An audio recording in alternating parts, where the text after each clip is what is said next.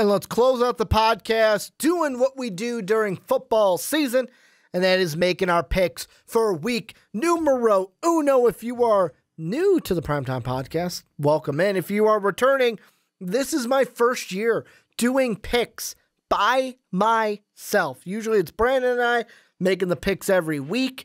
How we do it, or how now I do it, is every single top 25 game. So if there is a top 25 team in that game, I will make that pick. However, I will give you one game at the end that is kind of like my non-top 25 flavor of the week. That game that it used to be the one where it's like, ooh, can I gain one on Brandon because we're both not picking one, but now it's just going to be that one that I want to give some love to a non-top 25 team and a non-top 25 matchup. So I want to start by saying, although I didn't make picks before yesterday's game between Miami and Florida, I virtually started out the year 1-0 because in my college football predictions, I said Miami would lose to Florida when I talked about both those teams. So I'm going to chalk it up. 1-0 to start the year. It was a good time, although I don't really believe in Florida to win the SEC. It was good to start off 1-0 and be correct, but let's go through these picks for week number one. Also, let me know your picks down below in the comment section. Number one is the Golden Knights, UCF. They're back. They're going to play Florida A&M. Brandon Wimbush, his first game as the Golden Knights as their starter. And I feel like a lot of these, by the way, I forgot to do the disclaimer, there's not a ton of upsets in this one. I'm not going to have a ton of upset specials this week. Usually the first 2 weeks is a lot of, yep, bullshit game, yep, cupcake game, yep, why are we playing this game? It's a bullshit, shouldn't even be played kind of a game. I'll get to some of those. This is one of them. I think UCF gets the win easily. Not much to talk about there, just the fact that what are we going to see from Brandon Wimbush in his first game as starter of the UCF Knights. Then number two, Clemson, Georgia Tech. I would like to say that Georgia Tech puts up a fight in this one, but I don't. Clemson will get the win easily. They will stay number one and get their first win in the ACC to start the year, getting a very rare conference win to start the season. Then an inter-Texas state battle. You got Texas A&M, Texas State. This is another one. Kyle Field, it's at home. It's just the Aggies warm-up game, basically. Don't know why we're playing these Aggies with the win. I don't really see a way for Texas State to get the win. And I'll even throw out favorites because I forgot. So UCF, there's no line right now for that one on ESPN, so it's a straight pick'em game. Clemson is a 36.5 point favorite, so yeah, they should win easily. Texas A&M is a 34 point favorite, so yeah, I'm not picking the underdogs in either of those. Then finally, the Rock has come back to Utah. And I say that because we've got the Utah Utes, not one Utes, but two Utes, going up against the BYU Cougars. And damn, am I excited for this Thursday night matchup. And the reason why I say that, this could be an upset. This could be one that BYU gets the win over Utah. However, I'm not picking the upset. I'm going with Utah. Utah only a 5 point favorite in this one. I really like what Utah brings to the table. I think they're going to be a player in the Pac-12, although I do not have them winning the Pac-12. I think they will be a player and are favorites to win their conference.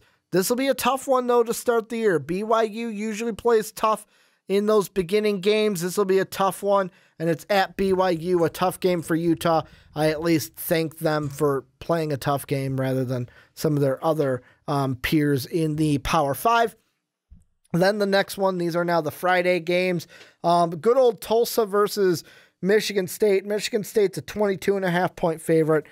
Going to go with Sparty. Like, this is one where most of these are just easy wins, and it pisses me off to where it's like, when are we going to get to the days where college football teams are actually playing meaningful, like most of them are playing meaningful week one games? I'll tell you, never, because no one wants to take a risk and take a loss if it means they're not going to get into the playoffs. So Michigan State, they'll beat Tulsa easily. And the one thing I will say about my rant is I don't hold it against the smaller schools because it's great for the smaller schools. They get to play a big time. It brings in money for those schools. So, like, I get it helps out the little guy, but also it means my week 1 is just not filled with as many games as I want to see. But next game, Wisconsin, South Florida. Wisconsin, 13-point favorite, so it's a little closer. You've got Jack Kahn. I think I'm saying that name wrong. Coan? C-O-A-N. Someone correct me because I'm an idiot. I got the Badgers winning this one. Bulls are not going to win. I know it's in Tampa, but I got Wisconsin getting the dub over South Florida. Then my Saturday games, you've got Northwestern versus Stanford, number 25 Stanford. Stanford's only a 6.5-point favorite. I think this one's criminally close. I don't think that, I mean, criminally close in the line. I don't think Northwestern stands a chance in this one. I got the Cardinal getting the win. Then one that should be a little more of a blowout, Ohio State versus Florida Atlantic, Lane Kiffin's team. Ohio State, it'll be interesting to see. This is the first time we will see Justin Fields playing for a college team, and this is the official start of the Urban Meyer-less OSU Bucks. So the post-Urban Meyer days in Columbus start with a win over the Owls of Florida Atlantic. Then another one where there's no line on ESPN. Could be an upset. Almost picked it, but I'm going to go with Iowa State to beat Northern Iowa. A good Iowa versus Iowa battle, but I think that the Cyclones get the victory at home in Ames. Then South Alabama, they're going to go into Lincoln, Nebraska to play the Cornhuskers. Cornhuskers are a 36.5-point favorite. I don't think they lose this one. I think Scott Frost and the company and Adrian Martinez start out with a win, and they will be all gravy. Then an inter-Washington battle. No line here on ESPN. Eastern Washington at Washington. I'm going to pick Washington. I just don't think that Eastern Washington has it. I think Jacob Eason, after sitting out last season, is going to feel like he's got something to prove and want to put his best foot forward at Husky Stadium for all those Washington fans. Then the game that made me laugh because the odds on Vegas. So the line is 36, Bama over Duke, and the initial betting line that I saw on Twitter was negative 10,000 for Alabama, and the way it was explained on Twitter is great, negative 10,000. So I'm going to place an $1,000 bet on Alabama to win 100. That's how lopsided this game is. Alabama's going to get the win. No way Duke comes close to beating the Crimson Tide. Then you got Penn State, Iowa. Penn State easily. There's no line here on ESPN, so I'll just straight pick it. Penn State over the Vandals.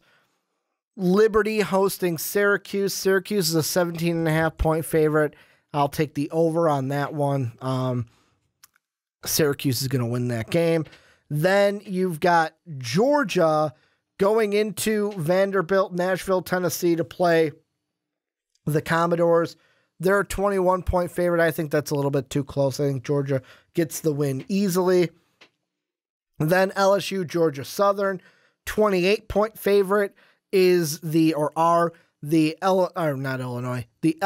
Tigers. God, I wish Illinois was a ranked team. But the number 6 Tigers should easily get the win over Georgia Southern. Then another one, Mid-Tennessee State going up against Michigan. Michigan's a 34-point favorite. Whoop-de-doo, Wolverines get the win. We keep on rolling, keep on trucking. Then finally, a game against ranked opponents. Geez, didn't think we'd get one of those this weekend. Oregon, Auburn. Auburn is actually is that a 3.5? They're getting a 3.5-point favorite on this one. I am actually going to, if I had my button, I'd go ring-a-ding-ding. I'm picking the upset in this one then. I've got the Oregon Ducks. Like, if you're going rankings, it's not an upset because Oregon's 11 and Auburn is 16. But we'll go with the line here. Auburn's the favorite, 3.5-point favorite. I'm going to go ring-a-ding-ding on that one. The Ducks get the win, hitting that upset special on the podcast. Then you've got Iowa and Miami. Miami of Ohio, that is. Iowa's a 21.5-point favorite. I'm going to go with Iowa. Their pass rush should be too good for that Miami team. They'll get the win at home. Then you got Louisiana Tech coming in to play the Texas Longhorns. Longhorns are a 20.5-point favorite. Texas doesn't lose this game. They're going to win. They'll start 1-0. And then to end out the Saturday games, New Mexico State, Washington State. Washington State's 31.5-point favorite, and I'm going to pick